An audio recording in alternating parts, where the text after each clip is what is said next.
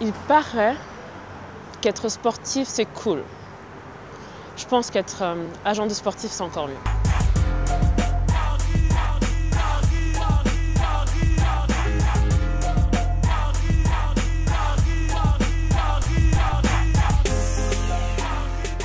À quel moment, genre, tu t'es dit « Ah, je vais devenir agent sportif » ? En fait, c'est un peu par accident. À la base, j'ai passé un diplôme de juriste, même si j'ai toujours pensé à ça. J'ai toujours eu ça comme idée, mais j'ai eu plein d'idées. J'ai toujours eu ça comme idée, mais à un moment, quand j'ai passé mon diplôme, mon master en droit du sport, en fait, à la fin du master, j'ai un ami qui m'a dit « Ouais, pourquoi tu fais pas agent? Ça peut être intéressant, spécialise-toi sur les joueurs africains, personne ne le fait. » J'ai rencontré un ami à un match qui avait un autre ami qui était là avec lui, on a discuté, et lui aussi se lançait dans le job. Et de fil en aiguille, on s'est dit bon, on va bosser ensemble. On a discuté, on avait les mêmes visions du truc. Donc on a monté notre agence. Et voilà, puis il y a aussi une question de feeling. Parce qu'il faut avoir du feeling avec l'humain. Avec la personne, ouais, bien sûr. C'est des rapports humains, donc c'est important. C'est quand même hyper différent. Tu préfères pas être sur le terrain, être le joueur? Bah, tu sais, si, toujours. Être joueur, pour moi, je suis toujours joueur. On me demande, je dis oui, je suis agent.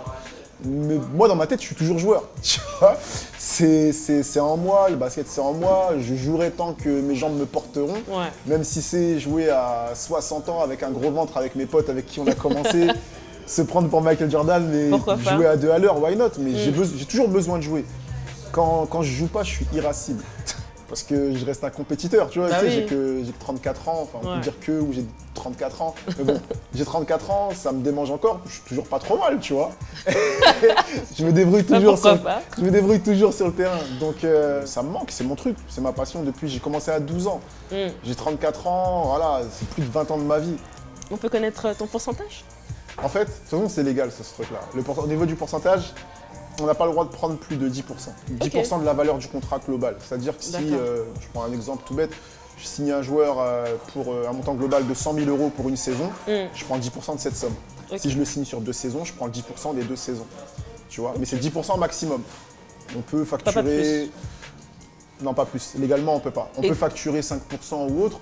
Je facture jamais 5%, facture 10. On est d'accord. Et est-ce qu'il y a une loi, comme aux États-Unis, qui interdit aux agents de faire des cadeaux Non.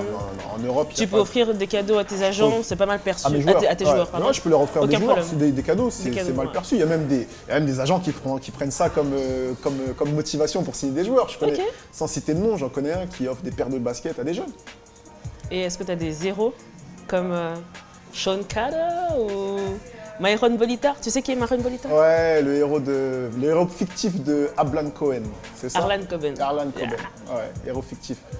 Non, ça serait plus Puff Daddy, moi, dans le management, dans la gestion de carrière. Comment il a monté son truc, en fait? Il était, pour ceux qui ne savent pas, il était dans le label Uptown. Il était stagiaire à la base, je crois. Stagiaire, il a été danseur derrière. Il se fait virer de chez Uptown, il prend des artistes sous la main comme Mary J. Blige, Notorious Big, vraiment. Il est sur le terrain. Il est sur le terrain, c'est mon exemple, c'est plus lui qu'autre chose. Quand je vois d'où il est parti et où il est arrivé et où il veut encore aller, ouais, c'est Puff. Et tu penses te diversifier? Faire d'autres sports ou éventuellement ajouter l'art, la musique, le cinéma? Possible, dans des domaines que j'aime. En fait, moi je suis quelqu'un, j'aime faire que ce que j'aime. Bien sûr. C'est un privilège, mais... Depuis jeune, donc j'ai joué, je veux faire que ce que j'aime. Donc dans la musique, why not? Dans le foot peut-être aussi. C'est des choses auxquelles je réfléchis. Mais c'est vraiment à l'opportunité. Si j'ai une opportunité qui vient, que je pense que j'ai les compétences pour, je le ferai, mais je m'entourerai toujours de quelqu'un qui a des vraies connaissances dans le milieu.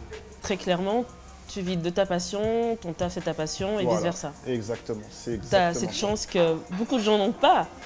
Que beaucoup de gens n'ont pas ou que beaucoup de gens ne prennent pas. Tu sais, la France, c'est pas vraiment un pays d'entrepreneuriat et les gens ont peur de prendre des risques, entre guillemets. Bien sûr. Donc, non, il faut la saisir, tu vois. Et comme dans tout, au début, il peut y avoir un petit moment de galère ou autre, mais il faut essayer de passer outre. Et une fois que ça roule, c'est un gros kiff. C'est clair. C'est un gros kiff. Faut vivre vite, c'est ça? Voilà, c'est ça. Je pense qu'il faut, faut tenter. Faut tenter, il faut avoir des rêves, il faut essayer de vivre ses rêves, faire de son rêve une réalité. Ouais, c'est clair. C'est ce que je pense. Voilà. Et c'est ce que tu fais. C'est ce que je fais.